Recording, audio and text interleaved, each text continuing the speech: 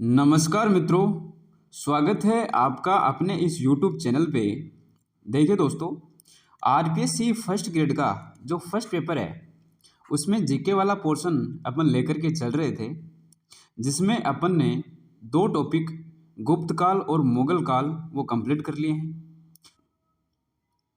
तो जो भी पहली बार इस वीडियो में आए हैं वो चैनल को सब्सक्राइब ज़रूर कीजिए और वीडियो को ज़्यादा से ज़्यादा शेयर कीजिए।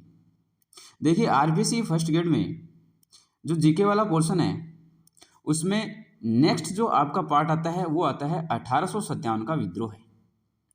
देखिए, 1857 का जो विद्रोह है आपके एक तो इंडियन हिस्ट्री में दिया हुआ है और एक राजस्थान हिस्ट्री में भी आपका 1857 का विद्रोह दिया हुआ है। तो अपन पूरा का पूरा जो 1857 का विद्रोह है वो एक साथ पढ़ेंगे। देखिए, 1857 के विद्रोह को पढ़ने से पहले अपन थोड़ा सा इसके पीछे की जो हिस्ट्री है, जो पृष्ठभूमि है, वो अपन थोड़ा सा जान लेते हैं। उसके बाद में अपन 1857 का विद्रोह पढ़ेंगे कि किस प्रकार जो अंग्रेज आए थे अपने इंडिया में और आने के बाद में उन्होंने कौन कौन सी नीति अपनाई और किन किन वजह से वो पूरे भारत देश को अपने अधीन कर लेते हैं। उसके बाद में अंग्रेज़ों को यहाँ से भगाने के लिए विद्रोह होता है और वही विद्रोह जो पहला होता है वही 1857 का विद्रोह होता है। तो देखिए, सबसे पहले अपन पढ़ते हैं कि विद्रोह से पहले क्या पृष्ठभूमि रही है। तो सबसे पहले 31 दिसंबर 1600 ईस्वी को ईस्ट इंडिया कंपनी की शुरुआत होती है। ये ईस्ट इंडिया कंपनी क्या है? ये ब्रिटिश में यानी कि इंग्लैंड में कुछ लोगों की टीमें हैं और ये लोग वहाँ की जो रानी है एलिजाबेथ, उसके पास जाते हैं और कहते हैं कि हम इंडिया में जाकर के और बिजनेस करेंगे। तो इंडिया में व्यापार करने के उद्देश्य से कुछ लोगों की टीम जो है ईस्ट इंडिया कंपनी के नाम से बनती है और वही ईस्ट इंडिया कंपनी अपने इंडिया में आती है और यहाँ पर बिजनेस करने के उद्देश्य से यहाँ के राजाओं से बात करती है। और अपने यहाँ के जो राजा हैं वो बड़े ही दानवीर और दयालु प्रवृत्ति के हैं। तो उन्होंने इनको कहा कि आप यहाँ आसानी से बिजनेस कर सकते हो। तो सबसे पहले ईस्ट इंडिया कंपनी के नाम से भारत में व्यापार करने के उद्देश्य से ये अंग्रेज लोग आते हैं। उसके बाद में 1757 में ये युद्ध करते हैं, प्लासी का युद्ध, जिसमें ये बंगाल के ऊपर अपनी विजय कर लेते हैं, बंगाल को अपने अधीन कर लेते हैं। उसके बाद में धीरे धीरे ये संपूर्ण भारत को अपने अधीन कर लेते हैं। बंगाल पर विजय करने के बाद में ये अंग्रेज लोग बंगाल पर अपना गवर्नर रखते हैं। पूरे बंगाल पर कंट्रोल करने के लिए एक गवर्नर का पद सृजित किया जाता है। तो बंगाल का गवर्नर होता है सबसे पहले। तो बंगाल का जो पहला गवर्नर था वो गवर्नर था रॉबर्ट क्लाइव। बंगाल में गवर्नर के अलावा भी बम्बई में, मद्रास में, यहाँ पर भी गवर्नर थे। तो इनको भी इन्होंने अपने अधीन कर लिया था। तो सबसे पहले क्या हुआ था? सबसे पहले गवर्नर होते थे। तो सबसे पहले था बंगाल का गवर्नर। देखिए, बंगाल के गवर्नर के बाद में 1773 का रेगुलेटिंग एक्ट होता है। उस रेगुलेटिंग एक्ट के तहत बंगाल का जो गवर्नर है उसका नाम चेंज कर दिया गया और वो कर दिया गया बंगाल का गवर्नर जनरल। तो अब क्या कहा जाने लगा? बंगाल के गवर्नर को कहा जाने लगा बंगाल का गवर्नर जनरल। तो सबसे पहला जो गवर्नर जनरल था बंगाल का वो था वॉरेन हेस्टिंग्स। देखिए, जितने भी ये गवर्नर जनरल है, वायसराय है, ये सारे के सारे एक बार आपको ध्यान में रखने हैं। जो महत्वपूर्ण है वो। उसके बाद में अपन पढ़ेंगे 1857 का विद्रोह हुआ कैसे था। तो 1857 के विद्रोह से पहले अपन ने देखा कि इन्होंने बंगाल में अपना गवर्नर पद सृजित किया। बंगाल में गवर्नर के बाद में गवर्नर जनरल का पद सृजित किया, जो पहला था वॉरेन हेस्टिंग। उसके बाद में भारत का गवर्नर जनरल यानी कि 1833 का जो एक्ट पारित हुआ था, उस एक्ट के बाद में बंगाल के गवर्नर जनरल को चेंज कर दिया गया भारत के गवर्नर जनरल में। अब नाम होने लगा था भारत का गवर्नर जनरल। भारत का पहला गवर्नर जनरल ये था विलियम बेंटिंक। ये क्वेश्चन इंपॉर्टेंट है, यहाँ से आपका जो टॉपिक है वो स्टार्ट होता है। तो ये ध्यान में रखना है आपको कि भारत का पहला गवर्नर जनरल कौन था, वो था विलियम बेंटिंक। 1857 का जब विद्रोह हुआ तो 1857 के विद्रोह के समय गवर्नर जनरल था कैनिंग। लॉर्ड कैनिंग 1857 के विद्रोह के समय अपने भारत का गवर्नर जनरल था। देखिए 1857 के विद्रोह के बाद में ये गवर्नर जनरल को चेंज कर दिया गया और वायसराय कहा जाने लगा। तो गवर्नर जनरल ही चेंज हो गया किसमें, वायसराय में। ये 1857 के बाद में हुआ। ये जो कैनिंग था, जो गवर्नर जनरल था अंतिम, इसी को फिर वायसराय बनाया गया। तो भारत का प्रथम वायसराय ही कौन है, कैनिंग है।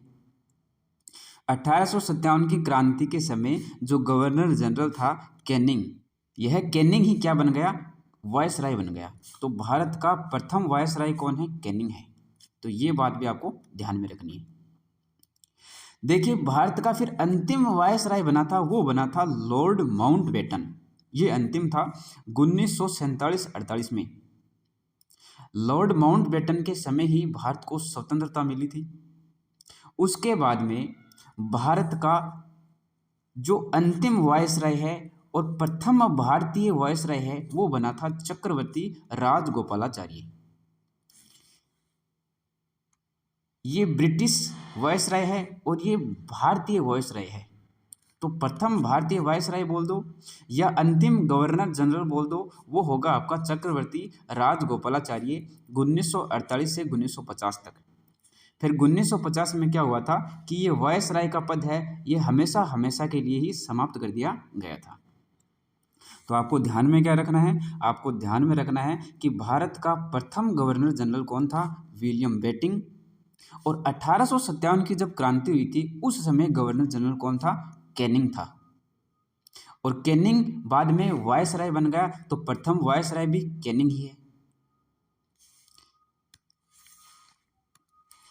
अब देखिए 1857 की क्रांति से पहले की जो पृष्ठभूमि थी वो अपन ने पढ़ ली है कि किस प्रकार अंग्रेज जो है वो भारत में आए थे।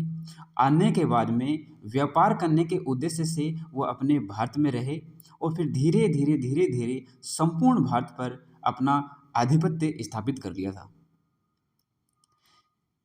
अब देखते हैं कि 1857 की क्रांति के होने के प्रमुख कारण कौन कौन से हैं, किन किन प्रमुख कारणों की वजह से 1857 की क्रांति हुई थी।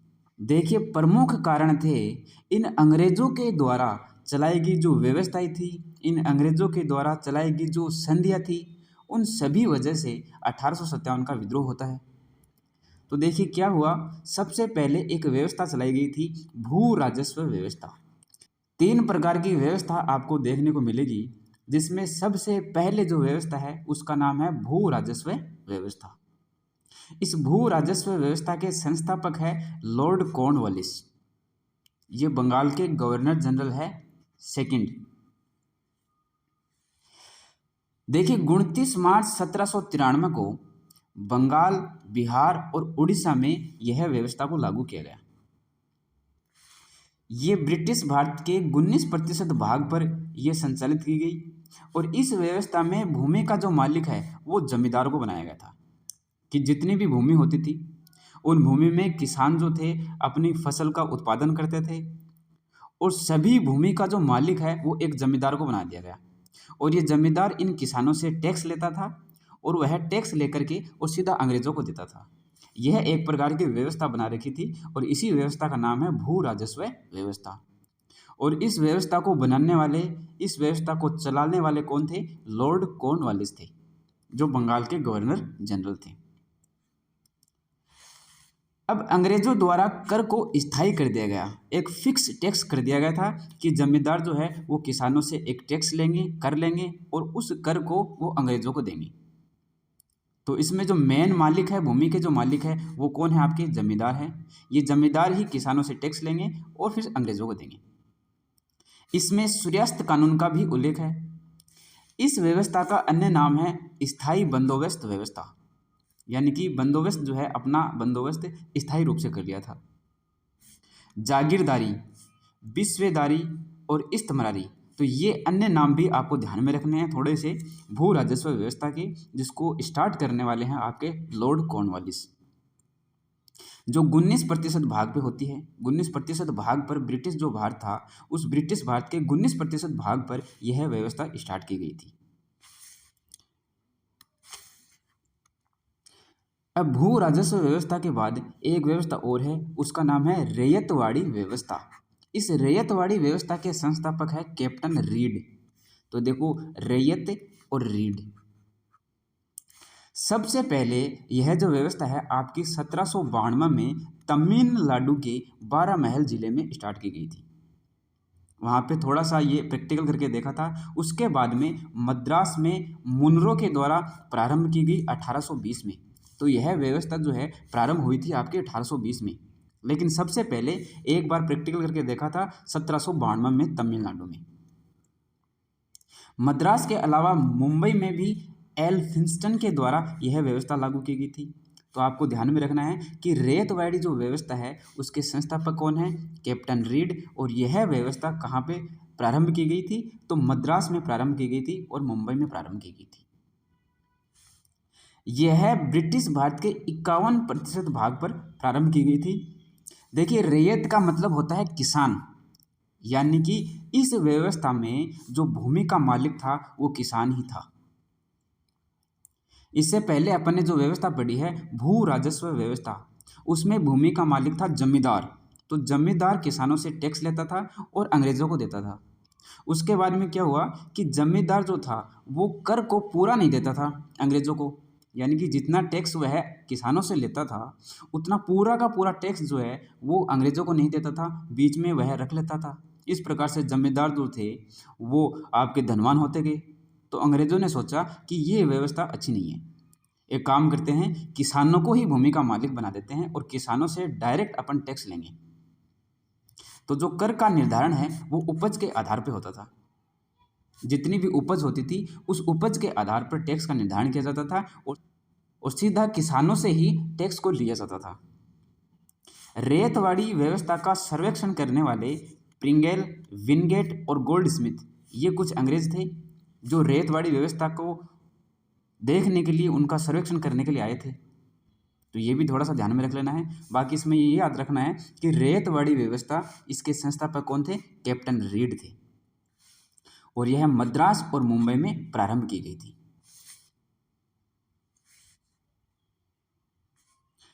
अगली व्यवस्था का नाम है महालवाड़ी व्यवस्था। इस महालवाड़ी व्यवस्था के संस्थापक है लॉर्ड मैकेंजी। तो ये संस्थापक आपको ध्यान में रखने हैं। तीनों जो व्यवस्था है, इन तीनों व्यवस्थाओं के जो संस्थापक है वो आपको ध्यान में रखना है। यह 1819 में आगरा और अवध में लागू की गई थी।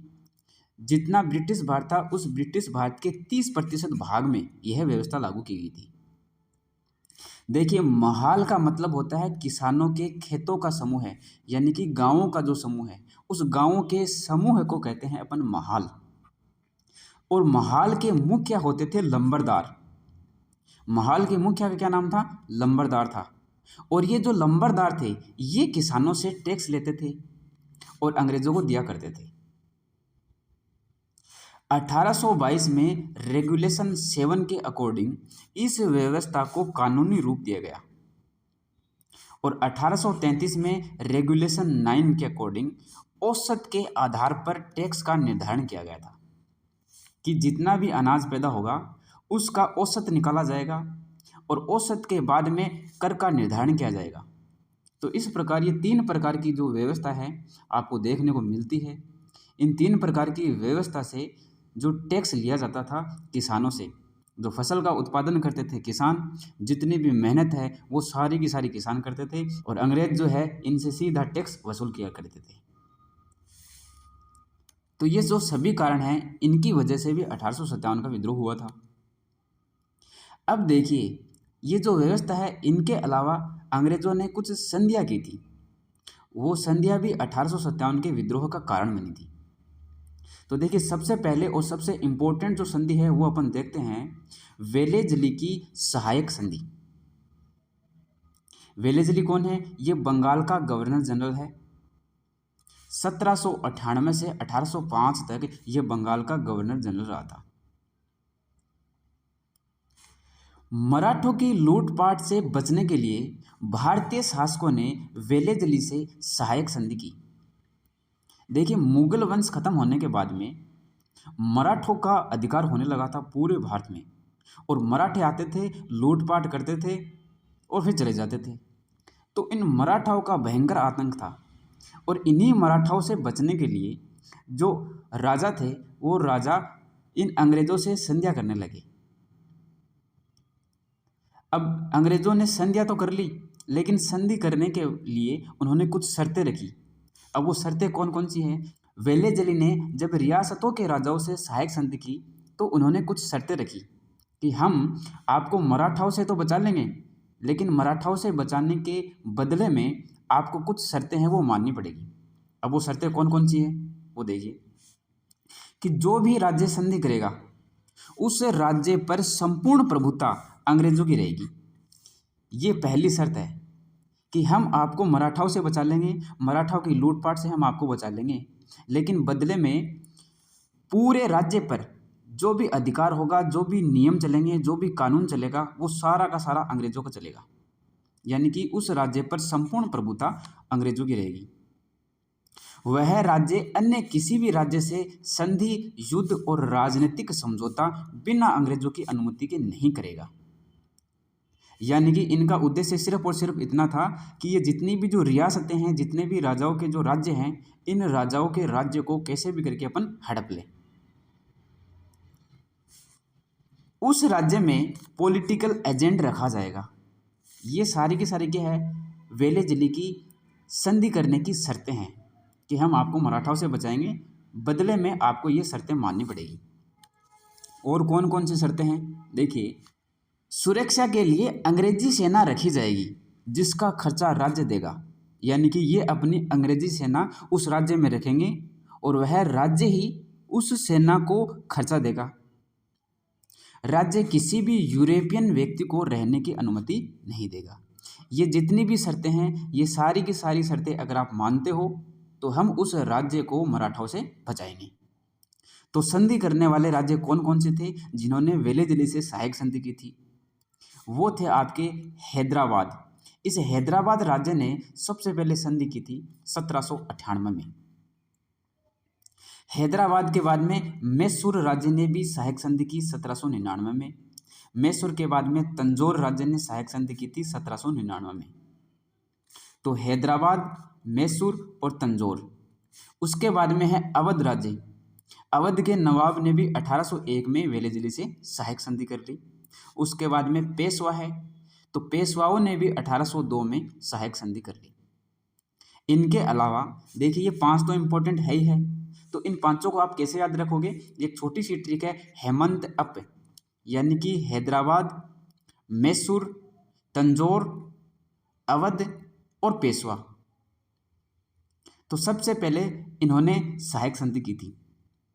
इनके अलावा है एक बरार के थे भोसले, तो इन्होंने 1803 में संधि की थी। एक ग्वालियर के थे सिंधिया, तो ग्वालियर राज्य ने भी 1804 में वेलेजली से सहायक संधि कर ली। तो इन सहायक संधियों के माध्यम से ये जो अंग्रेज थे धीरे धीरे इन राज्यों पर पूर्ण अधिकार करने लगे। तो ईश्वरी प्रसाद ने कहा था कि यह संधि मकड़ी के जाले के समान है। इस प्रकार से मकड़ी पूरे जाले को अपने अधीन कर लेती है, पूरे जाले का निर्माण कर लेती है, उसी प्रकार से ये जो अंग्रेज हैं धीरे धीरे इन सभी राज्यों को अपने अधीन कर लेंगे। तो ये कोटेशन है, थोड़ा सा ये भी ध्यान में रखना है आपको। अब वेलेजली ने क्या की थी? सहायक संधि की थी। एक आए थे आपके डलहौजी, तो डलहौजी की हड़प नीति, गोद निषेध नीति, और इसी का नाम है विले की नीति, डॉक्ट्राइन ऑफ लैप्स। ये इन्होंने 1848 में की थी। तो डलहौजी की हड़प नीति भी आपको ध्यान में रखनी है। देखिए, जो डलहौजी थे ये भारत के गवर्नर जनरल थे 1848 से 56 तक। इस नीति के अनुसार राजा के पुत्र नहीं होने पर गोद नहीं ले सकते, यानी कि गोद पूर्ण रूप से निषेध कर दिया इन्होंने। अंग्रेजों ने कहा कि अगर राजा के पुत्र नहीं हुआ तो वह अन्य को गोद नहीं ले सकता, यानी कि गोद जो है वो पूर्ण निषेध है। वह रियासत को अंग्रेजी साम्राज्य में मिलाना होगा। ये देखिए, ये एक तरीके से हड़पना हो गया राज्य को। और नीति के तहत जो हड़पे गए राज्य थे वो कौन कौन से थे? सतारा, जैतपुर, संभलपुर। सतारा 1848 में, और जैतपुर 1849 में, और संभलपुर भी 1849 में।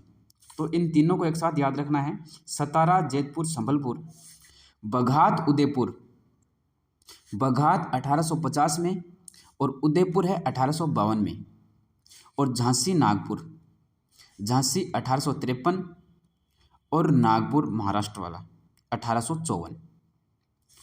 तो डलहौजी की हड़प नीति के तहत जो मिलाए गए राज्य थे, जो हड़पे गए राज्य थे, वो कौन कौन से थे वो आपको ध्यान में रखने हैं। तो सतारा, जैतपुर, संभलपुर, बघात, उदयपुर, झांसी, नागपुर। देखिए यहाँ पर इन रियासतों में क्या हुआ था, तो इन रियासतों में शासकों की मृत्यु हो गई थी, और इन रियासतों के शासकों की मृत्यु के बाद इन्हें अंग्रेजी साम्राज्य में विलय कर लिया गया। इसके अलावा 1856 में मैसूर, कर्नाटक और अवध को भी हड़प लिया गया था। देखिए अवध को कुशासन की बात कह करके हड़पा गया था।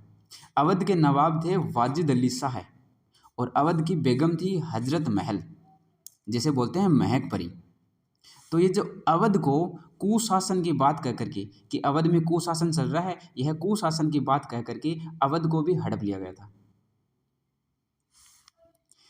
एक ही थोड़ा सा आपको ध्यान में रखना है कि हजरत महल जो है इसको बोलते हैं महक परी, और आपकी जो लक्ष्मीबाई है, लक्ष्मीबाई को बोलते हैं महल परी। तो लक्ष्मीबाई कहाँ रहती है? लक्ष्मीबाई रहती है महलों में, तो महल परी। फिर दूसरा जो है महक परी आपके ध्यान में रह जाएगा। 1857 की क्रांति में भाग लेने वाले सबसे ज़्यादा जो थे वो अवध के ही थे, क्योंकि इस अवध को कुशासन की बात कह करके अंग्रेजों के द्वारा हड़प लिया गया था।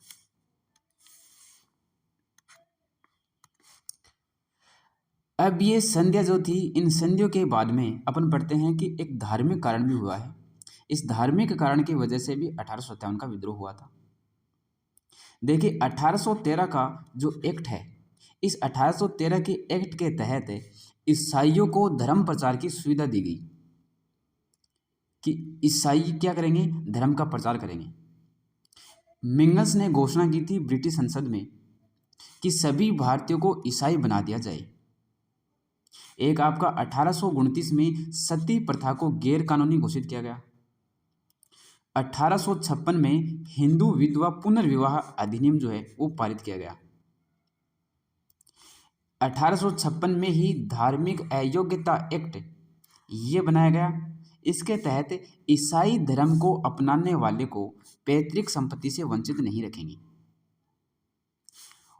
और बाल विवाह को रोकना, कन्यावध का निषेध, ये सभी के सभी जो कारण थे वो धार्मिक कारण कहलाए, और इन्हीं सभी कारणों की वजह से 1857 का विद्रोह हुआ। इन सभी कारणों को ये जो भारतीय थे ये धर्म के खिलाफ समझते थे। देखिए इनमें से कुछ जो थे वो सही भी है, जैसे कि आपका सती प्रथा को रोकना। पहले सती प्रथा होती थी, तो सती प्रथा को गैर कानूनी घोषित किया गया था, और ये गैर कानूनी घोषित आपका विलियम बेंटिंग ने किया था, तो ये अच्छी बात है। एक आपका पहले बाल विवाह होता था, तो बाल विवाह को भी रोका गया था, अंग्रेजों के द्वारा था। एक कन्यावध को निषेध, यानी कि कन्या का वध कर दिया जाता था, तो ये भी निषेध किया गया था अंग्रेजों के द्वारा। तो कुछ बातें तो इनकी अच्छी है, लेकिन ये जो सभी कारण हैं ये अपने जो हिंदू लोग थे, यहाँ जो भारतीय लोग थे, वो धर्म के खिलाफ समझते थे। तो इन सभी कारणों से 1857 का विद्रोह होता है। अब देखिए पद और पेंशन का कारण भी था। भारतीय सैनिकों को निम्न पद और अंग्रेजों को उच्च पद दिया गया था। बहादुर शाह जफर को लाल किले से हटा करके और कुतुब मीनार के पास रखा गया। उनसे बादशाहत की पदवी छीन ली गई, और सिक्कों से उनका नाम हटा दिया गया, और अंग्रेजी सिक्के चलने लगे थे। इनके अलावा नाना साहब, जिनका नाम है धोंदू पंत, जो बाजीराव द्वितीय के गोद लिए गए पुत्र हैं, तो इनकी पेंशन आती थी, और इनकी पेंशन को भी बंद कर दिया गया था अंग्रेजों के द्वारा। एक आपका अधिनियम बना था 1854 का, डाक खाना अधिनियम। जिसमें भारतीयों को डाक खाने की जो निःशुल्क सेवा थी, उस निःशुल्क सेवा से भी वंचित कर दिया गया था। तो ये भी प्रमुख कारण थे। अब देखिए, इन सभी कारणों के अलावा 1856 में जो कैनिंग है, जो गवर्नर जनरल था भारत का कैनिंग, उस कैनिंग ने घोषणा की थी, सामान्य सेवा भर्ती अधिनियम 1856 के तहत भारतीय सैनिकों को कहीं भी भेजा जा सकेगा और भारतीय सैनिक तिलक नहीं लगाएंगे। तो ये भी एक तरह से धार्मिक कारण हो गया और कैनिंग की घोषणा थी ये। बहादुर शाह जफर आखिरी मुगल बादशाह होंगे। इन सभी कारणों के अलावा जो तात्कालिक कारण था, जो एग्जाम्स में बहुत बार पूछा ही जाता है, वह तात्कालिक कारण क्या था? ब्राउन बेस की जगह है गाय और सूअर की चर्बी से बनी हुई एनफील्ड राइफल का प्रयोग किया जाने लगा था। इस एनफील्ड राइफल का प्रयोग सबसे पहले जनवरी 1857 में शुरू हुआ और फिर 1857 का विद्रोह स्टार्ट हो गया था। इन सभी कारणों से 1857 का विद्रोह हुआ। देखिए, जो राइफल होती थी, इस राइफल में जो कारतूस ऊपर का, उसको मुंह से निकाला जाता था। तो यह बात जब पता लगी कि इसमें गाय और सूअर की चर्बी लगी हुई है, तो ये बहुत बड़ा तात्कालिक कारण बना और इसके बाद में आपका 1857 का विद्रोह भड़क उठा था। अब 1857 के विद्रोह के समय भारत में किस प्रकार की स्थिति थी, कौन मुख्य नायक था और किन किन जगह पर 1857 का विद्रोह हुआ था भारत में, ये सभी बातें अपन नेक्स्ट वीडियो में पढ़ेंगे। इस वीडियो में आपको ध्यान में रखना है कि 1857 के विद्रोह के होने के प्रमुख कारण कौन कौन से थे, जिसमें अपन ने 3 प्रकार की भूमि की व्यवस्था पढ़ी है, टैक्स लेने की जो व्यवस्था है वो पढ़ी है, 2 प्रकार की अंग्रेजों के द्वारा की गई संधियाँ पढ़ी है, उसके अलावा अपन ने धार्मिक कारण, राजनीतिक कारण, कैनिंग की घोषणा और तात्कालिक कारण, ये सभी कारण पढ़े हैं। ये वीडियो कैसा लगा ये ज़रूर कमेंट बॉक्स में बताइए और नेक्स्ट वीडियो में अपन पढ़ेंगे 1857 का विद्रोह है, कैसे प्रारंभ हुआ था, कहाँ से प्रारंभ हुआ था और किन किन महत्वपूर्ण जगहों पर हुआ था। तो आज के वीडियो में बस इतना ही, मिलते हैं नेक्स्ट वीडियो में। धन्यवाद।